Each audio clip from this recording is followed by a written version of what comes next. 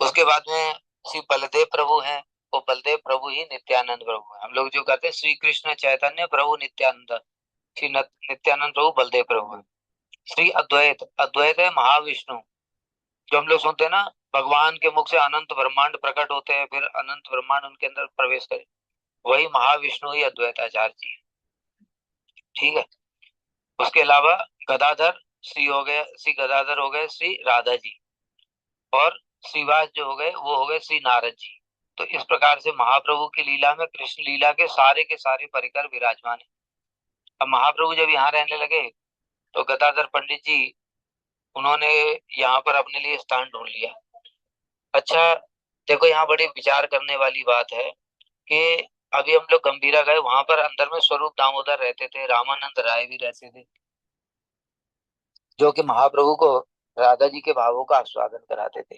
रामानंद राय विशाखा सखी हैं, और स्वरूप दामोदर ललिता सखी हैं, जो राधा जी की दो प्रधान सखी हैं, ललिता विशाखा। तो प्रश्न ये है, तो फिर राधा जी तो वहां क्यों नहीं रहती गंभीरा में? गंभीरा में जब ललिता विशाखा रह रही तो राधा जी को वही रहना चाहिए। लेकिन राधा जी जो गदाधर पंडित जी वो यहाँ आकर के रहते, इसके पीछे क्या कारण है, ये समझने वाली बात है। गुरु जी कहते हैं देखो, राधा जी कृष्ण के महाप्रभु के साथ में गदाधर पंडित नहीं रह सकते। कारण क्या है? महाप्रभु इस जगत में आए किस लिए? राधा जी के भावों का आस्वादन करने के लिए आए। अगर राधा जी उनके सामने आ जाएंगी तो वो उनका भाव उत्पन्न हो जाए, मैं कृष्ण हूँ, और राधा जी सामने खड़ी हैं, इसलिए फिर वो कृष्ण के भाव में आ जाएंगे, और उनको भाव आस्वादन करने राधा जी के। तो इसलिए वहां पे राधा जी नहीं होनी चाहिए। इसलिए जो महाप्रभु जब वृंदावन में गए थे तो वृंदावन में ज्यादा दिन नहीं रहे, क्योंकि वृंदावन में जाकर के उनका अपना कृष्ण का भाव उदित हो जाता है, इसलिए फिर वापस आ गए थे। इसलिए उन्होंने इस क्षेत्र को चुना था। ये जो स्थान है, इस स्थान को चुनने के लिए महाप्रभु का विशेष कारण है। कारण क्या है? नवद्वीप में, नवद्वीप तो अभिन्न ब्रज ही है। अब राधा जी के भावों का आस्वादन करना है, और कौन से भावों का? विरह विप्लम्ब के जो भाव होते हैं, विप्लम्ब में विरह होता है, विरह के भावों का आस्वादन करना। ये जो जगन्नाथपुरी स्थान है, ये स्थान ही विरह का क्षेत्र है। विप्लम्ब क्षेत्र बोलते हैं इसको। विप्लम्ब क्षेत्र क्यों बोलते हैं? क्योंकि प्रभु जी ने आपको जगन्नाथ जी के दर्शन कराए। आप लोगों ने देखा होगा जगन्नाथ जी का आंखें गोल गोल हैं, हाथ तो गायब ही हैं, पैर भी नहीं है। अब बड़ा विचित्र सा शरीर है। ऐसा शरीर क्यों हो गया? वो कथा सुनी आप लोगों ने? नहीं सुनी, समय नहीं मिला होगा इसलिए नहीं सुनी। वो पहले सुनी है, पहले सुनी ना। तो उसका कारण यही था कि जो जगन्नाथ जी हैं वो कृष्ण है द्वारका के। एक समय वो ब्रज की लीला सुनते सुनते, और विशेष रूप से राधा जी के जब भावों को उन्होंने सुना, तो प्रेम के कारण कृष्ण का सारा शरीर पिघलने लगा, और पिघल करके ये जो जगन्नाथ बलदेव सुभद्रा ये वैसा हो गया। तो मतलब क्या, ये वो कृष्ण है जो राधा जी के भावों में डूबे हुए हैं, जो राधा जी के भावों में डूबे हुए हैं, वही जगन्नाथ जी हैं। तो इसी प्रकार से जो महाप्रभु भी कौन से कृष्ण है? जो राधा जी के भावों को लेकर के आए, आस्वादन करने के। समझ में आ रहा है क्यों विप्लम्ब क्षेत्र को चुना? इसलिए ये कोई ऐसे, ये नहीं कि महाप्रभु जो है कभी कुछ भी कर देंगे कि चलो ये स्थान अच्छा लगा यहीं रहेगा। ये सब दिव्य, सब चिन्मय प्लेटफॉर्म पे सब लीलाएं हो रही हैं। तो इस कारण से श्री चैतन्य महाप्रभु ने देखा ये विप्लम्ब क्षेत्र है, स्वयं जगन्नाथ जी राधा जी के भावों में ब्रज विरह, ब्रज के विरह में डूबे हुए हैं, इसलिए यहाँ पर ही इन भावों का आस्वादन ठीक ठीक से हो सकता है। अब श्री चैतन्य महाप्रभु इस जगत में क्यों आए? हम लोग थोड़ा गंभीरा से शुरू करते हैं, फिर टोटा गोपीनाथ पे आ जाएंगे। महाप्रभु इस जगत में आए मुख्य रूप से चार कारण थे उनके। मुख्य का गौड़, वो तो बहुत लंबी कथा है। मुख्य का मुख्य ही बता देता है। उनका मुख्य प्रयोजन था श्री राधाया प्रणय महिमा की दृशो, राधा जी के प्रेम की महिमा कैसी है, और वो जो मेरी मधुरिमा का राधा जी आस्वादन करती हैं, वो मेरी मधुरिमा कैसी है। क्योंकि कृष्ण की मधुरिमा ऐसी है कि त्रिभुवन चमत्कृत हो जाता है, सब लोग उनकी तरफ आकर्षित हो जाते हैं। यहाँ तक कि कृष्ण भी जब कहीं मणि स्तंभ में अपने आप को देखते हैं तो वो भी मोहित हो जाते हैं, ये इतना सुंदर व्यक्ति कौन है? और उसको भी आलिंगन करने की इच्छा करते हैं। कहते हैं, मैं राधा जी की तरह इसको आलिंगन करना चाहता हूँ, लेकिन करेंगे कैसे? वो तो कृष्ण है। इसलिए उन्होंने इन भावों का आस्वादन करने के लिए राधा जी से प्रार्थना की। राधा जी ने कहा ठीक है, हम तुमको भाव तो दे देंगे लेकिन आस्वादन नहीं होगा तुमको। खाली भाव देने से क्या हो जाएगा? अरे भाई, जो किताबें तुम्हारे गुरुजी 60 किताबें लिख करके चले गए, तो किसी को भी सबको दे दो, क्या उससे हो जाएगा आपका? पढ़ेंगे नहीं। लेकिन उसके लिए गुरु चाहिए ना। पढ़ने से भी नहीं पढ़ने से क्या हो जाएगा? कुछ नहीं होगा, उसके लिए गुरु चाहिए कि वास्तव में वो अंदर में कैसे चीजें हैं। तो इसलिए राधा जी ने कहा कि तुम ये मेरी 2 सखियों को ले जाओ, ललिता और विशाखा। ये तुमको बताएंगी कि किस प्रकार से भावों का आस्वादन होता है, नहीं तो आपसे होगा नहीं। तो उन्होंने कहा ठीक है। तो इसलिए रामानंद राय जो है वो विशाखा सखी हैं और स्वरूप दामोदर ललिता सखी हैं। और कृष्ण उनकी पाठशाला में सीख रहे हैं राधा जी के भावों को। ये गंभीरा पाठशाला है, ठीक है ना, जहां से अभी हम होकर के आए वो पाठशाला है। वहां पर उन भावों को सीख रहे हैं महाप्रभु, आस्वादन करना जिसके लिए आए। तो अंदर में जा करके दोनों स्वरूप दामोदर और रामानंद राय जी रहते थे, और बाहर में गोविंद प्रभु रहते थे। भीतर में और किसी को प्रवेश नहीं करने देते थे। रात भीतर से दरवाजा बंद कर लिया, और रामानंद राय स्वरूप दामोदर भागवत का कोई एक श्लोक राधा जी के भावों को बोलते थे, और महाप्रभु दिन रात उन्हीं भावों का आस्वादन करते थे। बताया 24 साल तक संन्यास लीला की, उसमें 6 साल तक दक्षिण भारत वृंदावन यहाँ वहां सब गए, 18 साल बचे। 18 साल में भी 6 साल तक अपने भक्तों के साथ में यहाँ जगन्नाथ जी के रथ के आगे नृत्य करना, और बाकी बाकी सब लीलाएं की। अंतिम के जो 12 साल हैं उसमें महाप्रभु दिन रात राधा जी के ही भावों में डूबे रहते थे। और वो भाव दिन पे दिन जब बढ़ने लगे, तो फिर एक दिन क्या हुआ, ये स्वरूप दामोदर और रामानंद राय ये तो बाहर निकल गए, और बाहर निकल करके महाप्रभु को अंदर से बाहर से भी बंद कर दिया। ठीक। अब महाप्रभु रात को एकदम से उठे, उनको वेणु की ध्वनि सुनाई थी, बंसी ध्वनि सुनाई थी, और बंसी ध्वनि सुन करके वो स्थिर नहीं रह पाए, और एकदम से बाहर निकलने के लिए, अब वो तो भगवान, उनको क्या गेट रोक लेगा क्या? दरवाजा कैसे रोकेगा? उनको तो भगवान है। वो तीन सारे द्वारों को पार करके, 3 द्वार थे और भीतर वाला तो देखा कितना छोटा दरवाजा है, उसको पार किया, और उसके बाद में फिर बाहर का द्वार, बाहर के तीनों द्वार पार करके, और सीधे महाप्रभु वो बंसी की ध्वनि सुनते सुनते सुनते सुनते सिंह द्वार पर पहुंच गए।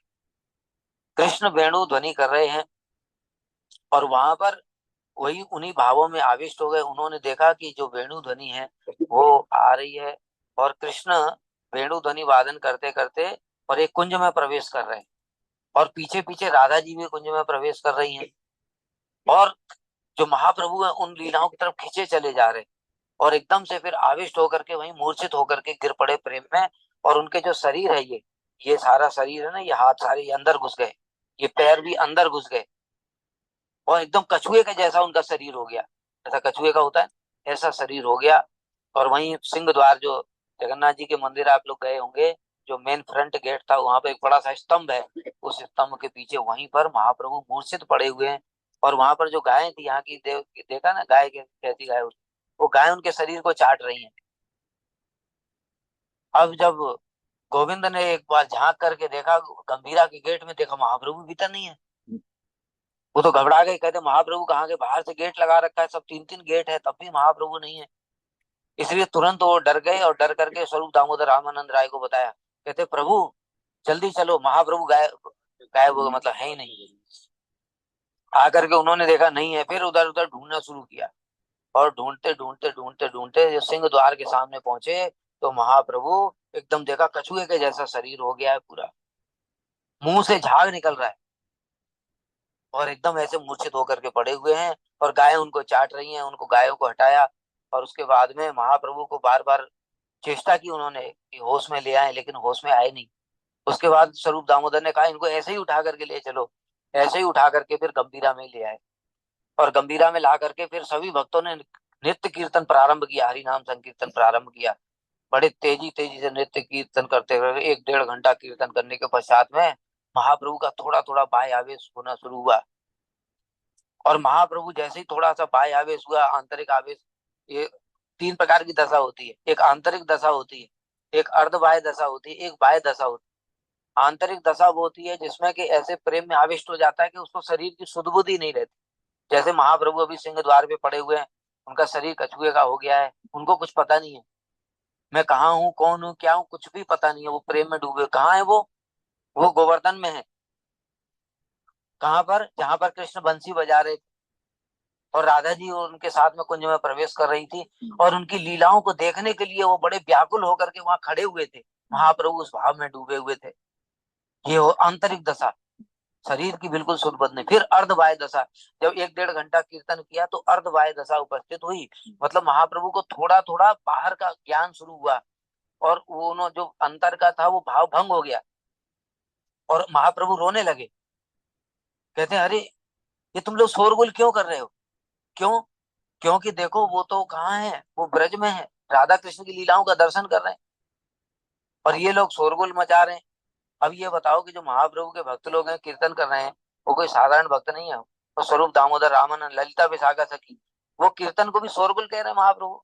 अरे महाप्रभु तो स्वयं नाम संकीर्तन का प्रचार करने के लिए जगत में आए, उसको शोरगुल क्यों कह रहे हैं? ये कोई शोरगुल होता है नाम संकीर्तन? ये तो ऐसे जो मुसलमान लोग हैं ये सब कहते हैं कि भाई तुम शोर क्यों मचा रहे हो, लेकिन ये नाम संकीर्तन तो हमारे लिए सबसे सर्वोत्तम साधन यही है। तो महाप्रभु ऐसा क्यों कह रहे हैं? क्यों? क्योंकि महाप्रभु इस समय बहुत ऊंची दशा में। कैसी दशा में? स्वयं राधा कृष्ण का दर्शन कर रहे हैं, और तुमने जो नाम संकीर्तन करके उनको वहां से खींच लाए। इसलिए ये बात समझनी चाहिए, जब बड़ी ऊंची वस्तु प्राप्त हो जाती तो नीचे वाली छोटी लगने लगती, इसलिए वो शोरगुल कह रहे हैं। नाम संकीर्तन शोरगुल नहीं है, नाम संकीर्तन का तो स्वयं महाप्रभु ने ही प्रचार। और बड़े दुखी होकर के रोने लगे, कहते हैं कि मैं कहाँ था, मैं राधा कृष्ण के दर्शन कर रहा था, कृष्ण की वेणु ध्वनि मुझे खींच करके ले गई थी, और मैं और मधुर मधुर लीलाएं दर्शन करना चाहता था, उसी समय तुम लोगों ने शोरगुल मचा दिया, हा कृष्ण कह करके रोने लगे। तो स्वरूप दामोदर रामानंद राय ने उन्हें जैसे तैसे ढांढस बढ़ाया। फिर उसके बाद में महाप्रभु कहने लगे, फिर थोड़ा थोड़ा बाह्य दशा उपस्थित हुई, और बाह्य दशा में फिर अब पूरा आंतरिक दशा खत्म हो गई। अब महाप्रभु कह रहे हैं कि मुझे कुछ तुम लोग सुनाओ। तब श्री स्वरूप दामोदर रामानंद राय ने उन्होंने एक जो श्रीमद् भागवत है उसका एक श्लोक सुनाया। जब वहीं पर जब गोपियां रास में प्रवेश करी हैं, कृष्ण ने बंसी बजा करके बंसीवट में बुला लिया है, गोपियां सारी वहां पर पहुंच गई हैं। कृष्ण ने बड़े प्रेम से स्वागत किया है। स्वागतम भो महाभाग किया किम कर्माणि भाग ब्रजस्य नाम किम ब्रूत आगमन कारण। हे महाभाग गोपियों, आपका स्वागत है, आइए। इतनी रात को यहाँ पर क्यों आई हो? जंगल में, घनघोर जंगल है, चांदनी रात है, चारों तरफ हिंसक पशु हैं, इतनी रात में अपने घर द्वार पति इत्यादि को छोड़ करके यहाँ क्यों आई हो? ओ, ऐसा लगता है देखो कितनी सुंदर वन की शोभा हो रही है, शोभा देखने के लिए आई। अच्छा, कहीं ऐसा तो नहीं ब्रज में कुछ गड़बड़ हो गया हो? ब्रजस्य अनामयम, ब्रज में सब कुशल मंगल तो है? क्योंकि जब कुछ गड़बड़ होती है तो मुझे याद करती हैं, इसलिए शायद मुझे बुलाने के लिए आई हो। ऐसे करके कृष्ण ने बहुत सारा उनका हास परिहास करना शुरू किया। ब्रूत आगमन कारण, अपने आगमन का कारण तो बताइए। तो ऐसे करके फिर कृष्ण उपदेश देने लगे, देखो गोपियों, तुमने वन की शोभा देख ली, तो अब फिर घर पर लौट जाओ। क्योंकि देखो, जो आर्य स्त्री होती है उसके लिए पति ही सब कुछ है। अब पति चाहे अंधा लूला लंगड़ा बहरा काना कैसा भी क्यों ना हो, लेकिन आर्य नारी को अपने पति को नहीं छोड़ना चाहिए। ऐसे करके बड़े बड़े ज्ञान की बातें करने लगे। तो गोपियां कह रही हैं, बहुत सुंदर, आप कितने अच्छे उपदेश प्रदान करते हैं। देखो, हम जो यहाँ पर छोड़ करके आई इसमें हमारी कोई गलती नहीं। अरे तुम्हारा तो सुंदर रूप ही ऐसा है। अरे हमारी बात छोड़ो, ये जो पशु हैं, पशु पक्षी हैं, ये सब भी तुम्हारे रूप की तरफ आकर्षित हैं। इनका भी तो धर्म भ्रष्ट हो गया है, तो इन्होंने कौन सा ऐसा, ये कौन सा आर्य धर्म को वो कर रहे हैं? ये तो आर्य धर्म का पालन नहीं करते, लेकिन ये भी तब तुम्हारी तरफ आकर्षित है। तो हम तो नारियां हैं, और तुम पुरुष हो। स्त्री और पुरुष का तो स्वाभाविक ही आकर्षण होता है, प्रेम होता है। तो तुम्हारे रूप ने त्रिभुवन की ऐसी कौन सी स्त्री है जिसको मोहित करके अपनी ओर आकर्षित नहीं कर लिया? और फिर दूसरी बात यह है कि आप जो उपदेश प्रदान कर रहे हैं, जो उपदेश देता है वो गुरु होता है। तो शास्त्र में ऐसा लिखा हुआ है, हमने सुना है कि सबसे पहले पति से भी पूर्व में गुरु की सेवा करनी चाहिए। प्रथमन तो गुरु पूज्य भगवान स्वयं कहते हैं। तो इसलिए हम आपकी सेवा करने के लिए आई हैं। इस प्रकार से महाप्रभु इन भावों में डूबे रहते थे दिन रात। जब फिर महाप्रभु के साथ ऐसी घटना हुई तो बाहर से ताला मारना शुरू कर दी। स्वरूप दामोदर रामानंद राय ताला मारने लगे, और भीतर में महाप्रभु का दिन पे दिन भाव बढ़ता जा रहा है। एक दिन तो उन्होंने क्या किया, रात को ही जब ये ताला मार करके चले गए, और भीतर ही भीतर में, और उनको बस वही राधा जी के भाव में डूब गए, और विरह इतना अधिक हुआ, जैसे कृष्ण कहाँ है, कृष्ण कहाँ है। इधर सिर टकराता है, कभी इधर सिर टकराता है, गंभीरा की दीवारों से अपने गालों को रगड़ दिया अपने नखों से। ऐसे ये जो है ना, ये ऐसे ऐसे कर करके कृष्ण कहाँ है, कृष्ण कहाँ है? नाखून नाखून छत विच्छत हो गए। तो स्वरूप दामोदर रामानंद राय उनका क्रंदन सुन करके फिर भीतर आए और उनको जैसे हाथ पकड़ा, हाथ पकड़ करके जैसे तैसे उनको संभाला, और संभाल करके फिर कहने लगे कि ऐसे तो महाप्रभु अपने शरीर को ही नष्ट कर लेंगे। इसलिए फिर एक भक्त थे, उनका नाम था शंकर पंडित, उनको कहा कि आप आज से महाप्रभु के साथ ही सो। प्रभु के हाथ पैर जोड़ करके जैसे तैसे भक्तों ने उनको प्रार्थना की कि प्रभु आप कृपा करके इनको अलाउ कर, नहीं तो आप अपने शरीर को ही नष्ट कर लेंगे। ऐसे महाप्रभु का शरीर दिन रात विरह में डूब करके एकदम क्षीण होने लगा। एक दिन उसी भावों में डूब करके महाप्रभु यहाँ से चले गए। अब भक्त लोग ढूंढ रहे हैं, सब यहाँ पर ढूंढा वहां पर, चारों तरफ ढूंढा, पर ढूंढते ढूंढते मिले नहीं। समुद्र के किनारे किनारे जा रहे थे, वहां पर देखा उधर से एक मछुआरा आ रहा है, हरि बोल हरि बोल हरि बोल। स्वरूप दामोदर ने उससे पूछा, भाई तू कौन है, तेरा नाम क्या है? कहता तो हरि बोल, मुझे भूत ने पकड़ लिया है। तो भूत ने पकड़ लिया है, फिर क्या कहने लगा कि देखो मेरा मैं नरसिंह मंत्र जप करता हूँ, नरसिंह मंत्र जप करता हूँ, नरसिंह मंत्र के प्रभाव से मैं रात में मछलियां पकड़ता हूँ, कोई मुझे भूत प्रेत पकड़ नहीं सकता है। लेकिन इस बार पता नहीं कैसा भूत लग गया, जैसे ही मैं नरसिंह मंत्र जप करता हूँ और ये हरि बोल और जोर से होने लगता है। ये तो विचित्र भूत है, नरसिंह देव से भी ये तो कंट्रोल नहीं हो रहा है। तो स्वरूप दामोदर ने उसके दो थप्पड़ लगाए, और दो थप्पड़ लगा करके फिर कहा अभी ठीक है? कहता हाँ अभी ठीक है। कहता बता क्या हुआ? कहते मुझे नहीं पता, देखो क्या हुआ, आज मैं मछलियां पकड़ रहा था, और मछली पकड़ते पकड़ते मैंने इतना बड़ा भारी लगा मुझे, मैंने कहा आज बड़ा खुश हो गया कि आज बड़ी मछली आ गई। जब मैंने उसको खींचा तो देखा उसमें एक बड़ा सा आदमी है, 7 हाथ लंबा। और फिर मैंने उसको बाहर निकाला, बाहर निकाल करके जैसे ही मैंने उसको जाल से थोड़ा सा निकालने के स्पर्श किया, और स्पर्श करते ही मेरे मुख से अपने आप हरि बोल हरि, ये भूत पकड़ लिया मुझे उसी समय। उसको भूत समझ रहा है, मेरा उसी समय भूत पकड़ लिया। तब फिर वो स्वरूप दामोदर समझ गए कि यही महाप्रभु होंगे, क्योंकि महाप्रभु जिसको भी स्पर्श कर देते थे उसके मुख से कृष्ण नाम निकलने लगता था।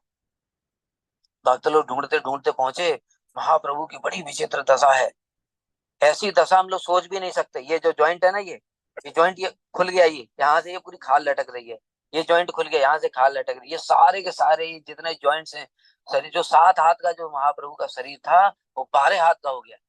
और ये खाल जो है ऐसे ऐसे पूरा ऐसे लुंज पुंज ऐसे जैसे ऐसे करके लटक रही है। तब भक्त लोगों ने फिर से वहां पर नाम संकीर्तन प्रारंभ किया। बहुत लंबे समय तक नाम संकीर्तन करने के बाद में तब महाप्रभु को बाह्य दशा उपस्थित हुई। इस प्रकार से जो महाप्रभु हैं वो दिन रात राधा जी के उन गंभीर भावों का आस्वादन किया करते थे उस स्थान पे, इसलिए उसका नाम हो गया गंभीरा। ये बात केवल गौड़ी लोग ही जानते हैं, उस स्थान को गंभीरा केवल हम लोगों के लिए ही है, क्योंकि राधा जी के भावों को कौन जानता है?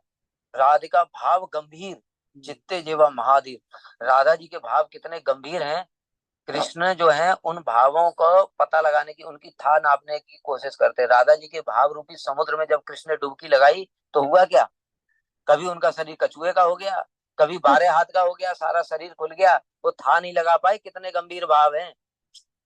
इसीलिए कहते हैं कि जो खुदा श्याम श्याम सुंदर रस श्याम गाहा, अगर राधा जी के चरणों का आश्रय नहीं लिया तो श्याम सुंदर का भी जो समुद्र है उसको भी नहीं समझ पाओगे। राधा जी के समुद्र जो है भावों का, उसको तो श्याम सुंदर भी नहीं समझ पाते। केवल थोड़ा बहुत ऊपर ऊपर ही ऊपर तैर करके ही कृष्ण की ऐसी दशा हो जाती है। इसलिए वो भी राधा जी के हाथ जोड़ करके प्रार्थना करते हैं। कितना सुंदर सी प्रबोधानंद सरस्वती पाजी ने स्तुति की है। यस्यापि कदा वसनांचल खेल नृत्य धन्यात धन पवनेन कृतार्थमान, योगींद्र दुर्गम गतिर मधुसूदन ताम राधिकाम परिचाम परिचराम कदा रसे। कह रहे हैं कि जो राधा जी की बात छोड़ो, राधा जी जिस जिस दिशा में विराजमान है उस दिशा से अगर पवन भी चलते हुए राधा जी के स्पर्श करते हुए अंचल को आती है तो उसकी सुगंध जो है कृष्ण को इतना उन्मत्त कर देती है कि वो उस दिशा को प्रणाम करते हैं कि ये दिशा ही धन्य है, क्योंकि इस दिशा में राधा जी विराजमान है। ऐसा जो है वो राधा जी के प्रेम का समुद्र है गहरा, उस समुद्र को ही कुछ कुछ था लेने के लिए श्री कृष्ण ही स्वयं चैतन्य महाप्रभु के रूप में आए, किंतु था नहीं पा पाए। और फिर इस प्रकार से उन्होंने जितना कर सकते थे कोशिश, उतने कोशिश की अपने आस्वादन करने की। और फिर यहाँ टोटा गोपीनाथ की फिर ये कथा आती है।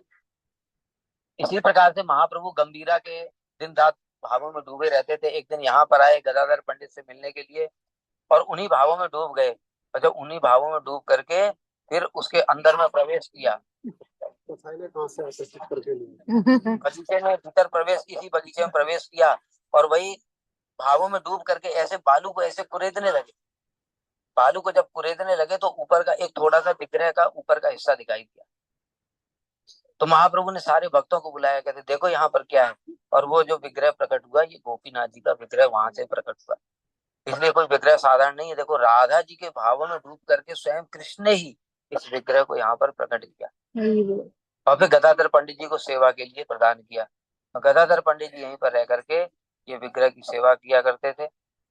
तो देखो स्वयं राधा जी सेवा करती है, स्वयं कृष्ण ने प्रकट किया है ऐसा विग्रह। और इनके चार दोनों ओर में एक राधा जी एक ललिता सखी है। तो यहाँ पर ये गदाधर पंडित जी सेवा किया करते। जब महाप्रभु वृंदावन की ओर जा रहे थे, तो वृंदावन जाने के समय में गदाधर पंडित जी भी बोले, प्रभु मैं आपका विरह नहीं सहन कर सकता, मैं आपका विरह सहन नहीं कर सकता, इसलिए मैं भी आपके साथ चलूंगा। तो महाप्रभु कहने लगे, नहीं नहीं गदाधर, तुम यहाँ गोपीनाथ जी की सेवा करो। तो कहते हैं आपके चरणों के दर्शन से करोड़ों गोपीनाथ की सेवा हो जाएगी। क्योंकि गोपीनाथ की सेवा की तो मैं किसी से और से भी करा लूंगा, लेकिन मैं आपके बिना नहीं रह सकता। तो महाप्रभु कटक तक पहुंच गए। कटक तक गदाधर पंडित साथ थे। महाप्रभु बड़े चतुर हैं, कृष्ण है ना कुटिल हैं, राधा जी सरल हैं। इसीलिए वहां पर जाकर के चतुराई की उन्होंने। उन्होंने कहा, बात ही बात में पूछा, अच्छा गदाधर एक बात बताओ, तुम मेरा सुख चाहते हो कि अपना सुख चाहते हो? वो तो बताया राधा जी सरल है। उन्होंने सरलता में उत्तर दे दिया, प्रभु मैं तो आपका ही सुख चाहता हूं। तो महाप्रभु बताया कुटिल है वो तो, कृष्ण है। वो बोले कि मेरा सुख तो इसमें है कि तुम यहीं रह जाओ। बस इतना सुनते ही गदाधर पंडित मूर्छित होकर के वहीं गिर पड़े, क्योंकि वो महाप्रभु का विरह सहन नहीं कर सकते। अब समझ में आ रहा है ना, वहाँ गंभीरा में महाप्रभु जो है कृष्ण है, कृष्ण राधा जी के भावों का आस्वादन कर रहे हैं। लेकिन आस्वादन कर रहे हैं वो तो, मतलब वो तो कोशिश कर रहे हैं। लेकिन राधा जी अगर स्वयं पहुंच जाएंगी तो उनका भाव खत्म हो जाता, क्योंकि मूल ओरिजिनल ओरिजिनल भाव वाली राधा जी पहुंच जाएंगी तो उनका भाव खत्म हो जाएगा। इसलिए राधा जी जाती नहीं थी, गदाधर पंडित इसलिए गंभीरा में नहीं जाते। तो ऐसे करके फिर भक्त लोग उनको वापस लेकर के आए, जैसे तैसे उनको ढाढ़स बंधाया। फिर उसके बाद में जब महाप्रभु ऐसे दिन रात इन लीलाओं का आस्वादन किया करते थे, तो एक दिन वो महाप्रभु इसी गोपीनाथ जी के दर्शन करने के लिए आए, मंदिर के अंदर गए और फिर उसी में अंतर्धान हो गए गोपीनाथ जी। तो गोपीनाथ जी जो है उनके घुटने में यहाँ पर अभी भी एक चिन्ह है, राइट यहाँ पर, और उस चिन्ह वहीं पर महाप्रभु प्रवेश कर गए थे। जब महाप्रभु अंतर्धान लीला की, उसके पश्चात में गदाधर पंडित बताया, जब वो वृंदावन महाप्रभु जा रहे हैं, उनका विरह नहीं सहन कर सकते, तो महाप्रभु साक्षात अप्रकट ही हो गए, अब क्या होगा उनका। इसलिए जैसे राधा जी की दशा हुई थी कृष्ण के विरह में, ऐसे दिन रात रोने लगे, खाना पीना छोड़ दिया। गोपीनाथ जी की सेवा भी बड़ी मुश्किल से कर पाते थे। एक दिन गोपीनाथ जी को ऐसे पहनाने के लिए उन्होंने माला के लिए कोशिश करी, लेकिन खड़े ही नहीं हो पाए। गोपीनाथ जी देखा बैठे ही इतने लंबे हैं, और लंबे खड़े हो जाएंगे तो कितने लंबे होंगे, तो इसलिए माला नहीं पहना पाए। तो गोपीनाथ जी स्वयं ही बैठ गए राधा जी से माला ग्रहण करने के, क्योंकि बताया ना राधा जी के प्रेम के वशीभूत। तो इसलिए गोपीनाथ जी स्वयं ही बैठ गए। और फिर एक साल के बाद में गदाधर पंडित भी अंतर्धान हो गए, स्वरूप दामोदर रामानंद राय अंतर्धान हो गए, सारे के सारे परिकर यहाँ से चले गए, ये पूरा खाली हो गया। तब रघुनाथ दास गोस्वामी यहाँ विरह में इतने व्याकुल हो गए, कहने लगे ये पूरी मुझे खाने के लिए दौड़ रहा है, इसलिए मैं कहाँ जाऊं, क्या करूं। मैं गोवर्धन पर्वत के ऊपर में जाकर के ऊपर से छलांग लगा के प्राण त्याग। तब रघुनाथ दास गोस्वामी यहाँ से ब्रज की ओर चले गए थे। अब यहाँ पर ये जो लीला है ये गोपीनाथ जी की हो गई। एक प्रश्न उठता है यहाँ पर, ये गोपीनाथ जी बैठे क्यों हैं? ये गोपीनाथ जी साधारण विग्रह नहीं है। जब रास लीला से कृष्ण अंतर्धान हो गए, अंतर्धान होने के बाद में गोपियों ने विरह गीत गाया, गोपी गीत, जो कि बड़ा प्रसिद्ध है। वो गोपी गीत गाने के पश्चात में फिर कृष्ण उस गोपी गीत से आकर्षित होकर के उनके सामने प्रकट हो गए। यमुना जी के तट पर सुंदर बिल्कुल चांदनी फैली हुई थी, और सुंदर सुंदर बालू चमक रही थी, और वहीं पर कृष्ण प्रकट हुए। और गोपियों ने अपने उत्तरी वस्त्र हैं वो वहां पर बिछा दिए, और कृष्ण के लिए वो मान लो आसन प्रदान किया कि आइए आपका स्वागत है, बैठिए। कृष्ण वहां पर बैठे और वहां पर बैठ करके बंसी बजाई, वही है गोपीनाथ जी। गुरु जी कहते थे वही ये भाव यहाँ पर प्रकाशित हुआ है। और ये यहाँ पर एक बात और है, ये राधा जी और ललिता जी काली हैं, राधा जी तो गोरी हैं। यहाँ पर देखोगे वो काला विग्रह श्याम वर्ण। इसका क्या कारण है? इसका कारण यही है कि जब कृष्ण रास से अंतर्धान हो गए तो राधा जी और जो गोपियां हैं वो सब उनको ढूंढने लगी, और ढूंढते ढूंढते कृष्ण के प्रेम में इतनी आविष्ट हो गई कि उनका वर्ण श्याम वर्ण का हो गया। जैसे हम लोग किसकी पूजा करते हैं? हम लोग श्याम वर्ण के कृष्ण की पूजा नहीं करते, हम लोग गौर वर्ण के कृष्ण की पूजा करते हैं। क्यों? वो हमारी राधा जी के भाव में डूबे हुए हैं। राधा चिंता निवेशन यस्य कांतिर विलोपिता। जब राधा जी के भाव में कृष्ण डूब जाते हैं तो राधा जी की अंग कांति उनके अंदर आ जाती है और वो गौर वर्ण हो जाते हैं। इसलिए हमारे जितने मठ में जाओगे आप देखोगे व्हाइट श्याम जो है कृष्ण व्हाइट व्हाइट मार्बल। वो ऐसे नहीं कि व्हाइट मार्बल में ऐसे ही बना दिया कि अच्छे लगते हैं इसलिए। कई लोग के काला मार्बल महंगा आता है। हाँ, वो तो परम गुरुदेव के टाइम लोगों ने यही बोला कि काला मार्बल महंगा आता है, इसलिए केशव महाराज ने सफेद मार्बल का बनवा दिया। लेकिन वो आंतरिक भाव ये है, गूढ़ भाव, कि हम लोग उन कृष्ण की पूजा करते हैं जो राधा जी के भावों में डूबे हुए। हाँ, तो एक बार वही रासलीला से अंतर्धान हो गए कृष्ण, और अंतर्धान होकर के राधा जी पहले अंतर्धान हो गई। जो यहाँ पर वृंदावन में जो रास हुआ था इसको पंचायती रास बोलते हैं। यहाँ पर कृष्ण अंतर्धान हुए, उसके बाद में बासंती रास होता है गोवर्धन में। गोवर्धन में वहां पर आता है वर्णन कि राधा जी अंतर्धान हो गई। कंसार रपि संसार वासना बद्ध संकलाम राधा आदाय हृदय तत्याज ब्रज सुंदरी। कि जो कृष्ण है फिर वो राधा जी के पीछे पीछे चल दिए, और पीछे पीछे चल दिए, राधा जी मिली ही नहीं। फिर वो यहाँ इमली तालाब में आकर के ढूंढते ढूंढते पहुंचे, और पहुंच करके राधा जी का चिंतन करने लगे। इतस ततस ताम अनुसत अनंग बाण प्रण खिन्न मानस कृतानुताप कलिंद नंदिनी तटांत गुंजी विश्वसाद माधव। इधर उधर ढूंढा, बहुत कुछ ढूंढा पर मिली ही नहीं। अंत में विश्वसाद माधव, राज माधव जो है दुखी होकर के ये कालिंदी के तट पर यहाँ पर बैठ गए और राधा जी का चिंतन करने लगे। चिंतन करते करते इतने आविष्ट हो गए कि उनकी कांति गौर वर्ण की हो गई। और हम लोग उसी कृष्ण को पूजा करते हैं जो राधा जी के विरह में डूबे हुए हैं। लेकिन यहाँ पर जो राधा जी हैं वो श्याम के विरह में डूबी हुई हैं, इसलिए उनका वर्ण श्याम वर्ण हो गया। और ललिता जी राधा जी के भावों में डूबी हुई हैं, इसलिए उनका वर्ण भी श्याम वर्ण का हो गया। इसलिए यहाँ पर ललिता जी, राधा जी और गोपीनाथ जी तीनों ही श्याम वर्ण। ठीक है, और कुछ बचा? सारमौट भट्टाचार्य जी का हम लोग जो है दर्शन नहीं कर पाए, क्योंकि यहाँ पर मंदिर बंद हो जाता, इसलिए। सार्वभौम भट्टाचार्य जी महाप्रभु के परिक्रम, पुरी के जगन्नाथपुरी के परिक्रम उनका बड़ा विशेष स्थान है। वो राज पंडित थे, और वो स्वयं बृहस्पति के अवतार है। अब सोच लो, बृहस्पति के स्वयं अवतार हैं तो कैसा उनका पांडित्य होगा, अगाध पांडित थे। वो स्वयं तो गृहस्थ थे, लेकिन बड़े बड़े त्यागी सन्यासी लोग उनसे वेदांत पढ़ने के लिए आते थे। जब महाप्रभु यहाँ जगन्नाथपुरी में आए थे, उस समय जगन्नाथ जी का जैसे ही दर्शन किया उन्होंने, कल आप लोग गए होंगे जगन्नाथ जी का दर्शन करने, तो मंदिर के अंदर में गरुड़ स्तंभ है, गरुड़ स्तंभ के पीछे में महाप्रभु के हाथों के चिन्ह है। वहां से उन्होंने दर्शन किया था ऐसे दीवार पर हाथ लगा करके, तो वो दीवार पूरा पिघल गई थी महाप्रभु के प्रेम से। और वो महाप्रभु का जो उंगलियों के निशान है वो दीवार पे बन गए थे, और उनके चरणों के निशान भी बन गए थे। वो चरणों को, जो चरण पत्थर था, उसी पत्थर को ठाकुर भक्ति विनोद ने बाहर ला करके वो मंदिर बनाया, जो भी आप महाप्रभु के चरण चिन्ह दर्शन किए होंगे अंदर में एक स्थान पे। तो ये जब महाप्रभु ने देखा जगन्नाथ जी को, तो उनको राधा जी के भाव में, और उनको दर्शन हुआ कृष्ण का, प्रतिमा नहीं तुम्हें साक्षात ब्रजेंद्र नंदन, साक्षात कृष्ण मुरली बजाते हुए उनको दिखाई दिए। और महाप्रभु बड़े तेजी से, महाप्रभु जो है जगन्नाथ जी को आलिंगन करने के लिए दौड़े, लेकिन भाव इतना तीव्र था कि वो रास्ते में ही मूर्छित होकर के गिर पड़े, वहां तक पहुंच ही नहीं पाए, प्रेम इतना अधिक है। इसलिए जब जगन्नाथ जी के जो गार्ड्स होते हैं, जो सेवक लोग, उन्होंने देखा, अरे अगर ये आज जगन्नाथ जी को स्पर्श कर लेता तो आज तो बड़ा अपर अनर्थ हो जाता। जगन्नाथ जी को कोई भी स्पर्श नहीं कर सकता है। यहाँ के देखिए, उनके जो सेवायत जो केवल भीतर जो सेवा करते हैं, जो जगन्नाथ जी का श्रृंगार इत्यादि करते हैं, उनके अतिरिक्त जगन्नाथ जी के जो दूसरे सेवक हैं वो भी जगन्नाथ जी को स्पर्श नहीं कर सकते। अगर स्पर्श कर लिए तो महाभिषेक होगा, मंदिर बंद हो जाएगा, महाभिषेक होगा, सारा का सारा बहुत सारा कुछ होगा। हाँ, तो केवल वही लोग स्पर्श कर सकते हैं। अगर ये स्पर्श कर लेता तो बड़ा क्या हो जाता। इसलिए उन्होंने सोचा इसको उठा करके बाहर फेंको, कहाँ से आ गया। उसी समय सार्वभौम भट्टाचार्य आ गए। सार्वभौम भट्टाचार्य बताए स्वयं बृहस्पति के अवतार हैं, सारे शास्त्र पढ़े हुए हैं। जब उन्होंने देखा महाप्रभु को, महाप्रभु के प्रेम के विकार देख करके सार्वभौम समझ गए ये तो साधारण नहीं है। ये प्रेम के विकार तो साधारण मनुष्य में संभव ही नहीं है। ये तो प्रेम के विकार, वो लोग तो सोच रहे थे जैसे मूर्छित होकर के गिर गया, लेकिन सार्वभौम तो बताया शास्त्रज्ञ हैं। इसे उन्होंने, अरे ये तो प्रेम के विकार हैं, और ये प्रेम के विकार भी साधारण नहीं है, साधारण मनुष्य में इतना संभव ही नहीं है। इसलिए कोई विशेष, इसलिए कहा नहीं नहीं देखो मत, इनको उठा करके मेरे घर पे ले चलो।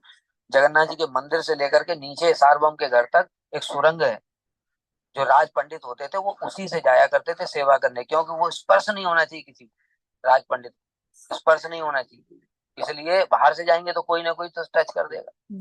इसलिए वो सुरंग से अंदर ही जाते, सेवा करते थे, फिर भीतर आ जाते थे, वो इसलिए बाहर आ जाते थे। तो ऐसे करके जो सार्वभौम भट्टाचार्य जी हैं उनको अपने घर में ले आए। घर में जब लाए और उनको मूर्छा टूटी तो महाप्रभु से पूछा, तो महाप्रभु ने उनको परिचय दिया कि मैं यहाँ पर नवदीप से ऐसे करके, मेरा नाम चैतन्य है, और ऐसे पूरा बताया। तो बड़े प्रसन्न हुए। जो महाप्रभु के नाना जी नीलांबर चक्रवर्ती, उनके साथ सार्वभौम का बड़ा प्रेम था, तो इसलिए उन्होंने कहा तुम तो वहीं के हो, तो बड़े प्रसन्न हुए। कहते लेकिन चैतन्य तुमने 24 साल में संन्यास ले लिया, और महाप्रभु का इतना दिव्य सुंदर स्वरूप था। बताया एक तो कृष्ण है इतने सुंदर, ऊपर से राधा जी का अंग कांति है, और सुंदर हो गए। अभी ये बताओ तुमको इस जो सन्यास है इसको तुम धारण कैसे कर पाओगे, माया तो बड़ी प्रबल है। उनको नहीं पता ये भगवान है। सार्वभौम के जो साले थे गोपीनाथ आचार्य, वो बार बार सार्वभौम को बोलते थे कि ये महाप्रभु भगवान है, वो मानते ही नहीं थे, कहते ऐसा कोई अवतार लिखा ही नहीं साथ। तो चैतन्य महाप्रभु ने कहा फिर क्या करूं मैं, तो सार्वभौम बोले चिंता मत करो, मैं तुमको वेदांत सुनाऊंगा, और वो वेदांत सुन करके तुम्हारा हृदय एकदम स्ट्रांग हो जाएगा, तब तुम अपने सन्यास को ठीक से रक्षा कर पाओ। तो महाप्रभु हंसने लगे, कहते ठीक है जैसी आपकी इच्छा। सार्वभौम भट्टाचार्य ने वेदांत सुनाना शुरू किया। महाप्रभु सामने बैठ के, बड़े बड़े स्कॉलर सब, बड़े बड़े सन्यासी पंडित लोग सब बैठे हुए, सब सुन रहे हैं। 7 दिन तक महाप्रभु ऐसे ही वेदांत सुनते रहे जैसे आप लोग सुन रहे। ना हाँ ना ना ना कुछ, कोई रिएक्शन नहीं, रिस्पॉन्स नहीं, कुछ भाव नहीं, कुछ नहीं, ऐसे करके सुनते रहे। 7 दिन के पश्चात में सार्वभौम ने सोचा यार पता नहीं ये बालक ही तो है, इसको कुछ समझ भी आ रहा है कि नहीं आ रहा। वेदांत बड़ी कठिन चीज होती है, हम तो 14 साल मठ में हो गए, हमने कभी नहीं पढ़ा डर के मारे। तो जो महाप्रभु हैं वो चुपचाप बैठे रहे। तो सार्वभौम ने पूछा चैतन्य तुमको कुछ समझ में आ रहा है? तो महाप्रभु बोले प्रभु वेदांत तो सूर्य के समान, सूर्य मतलब स्वप्रकाशित, सूर्य को कोई प्रकाशित करता है क्या? सूर्य को कोई प्रकाशित, स्वतः प्रकाशित वस्तु। लेकिन जो आपने जो अभी जो 7 दिन से जो बोल रहे हैं व्याख्या, वो तो बादल के समान। आपकी व्याख्याओं ने तो सूर्य के वास्तविक प्रकाश को ही ढक दिया है।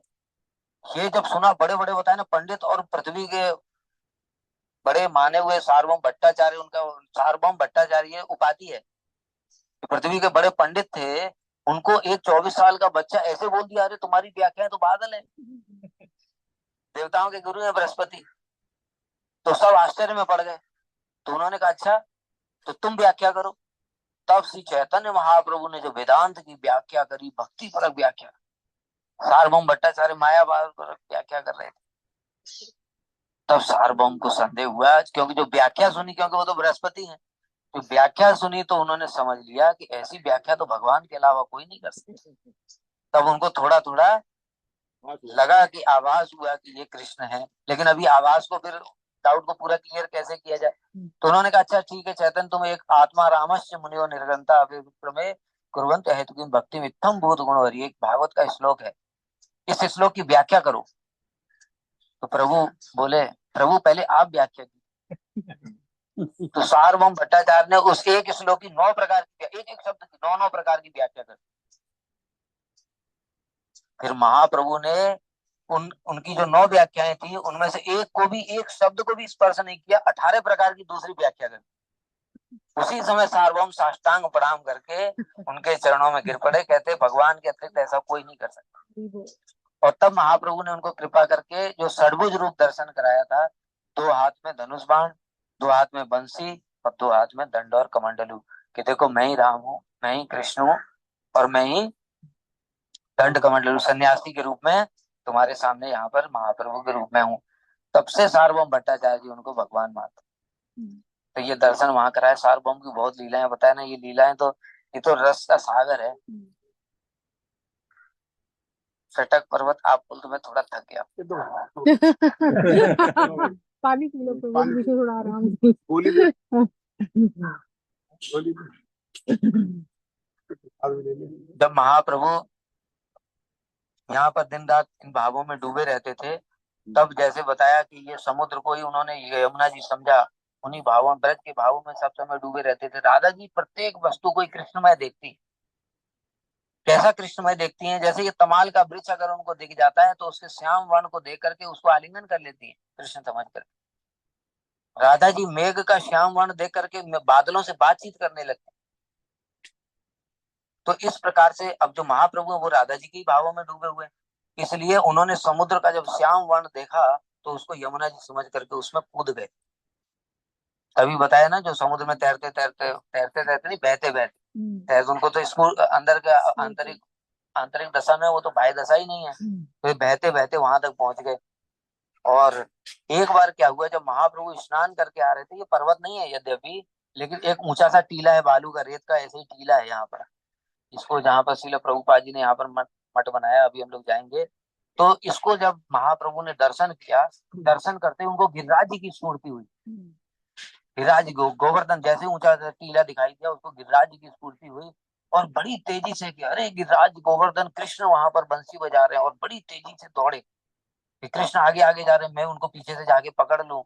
और देखा कि कृष्ण तो अंतर्धान हो गए, और वहीं श्री चैतन्य महाप्रभु मूर्छित होकर के गिर पड़े, और भक्त लोग पीछे पीछे दौड़े बड़ी जोर से।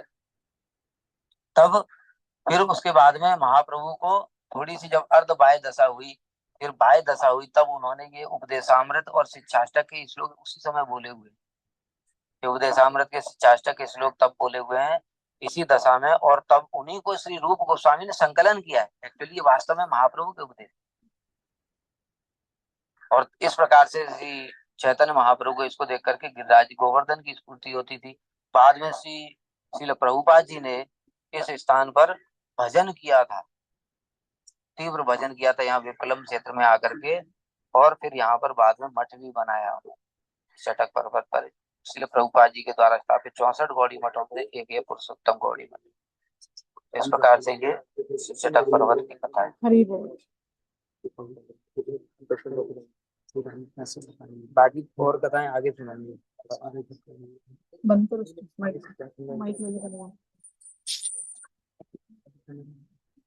थोड़ा आप दर्शन कर लो, फिर बाकी एक एक राउंड और कथा कर लेंगे। बंद करो। कुछ और प्रोग्राम अभी यहाँ से चटक पर्वत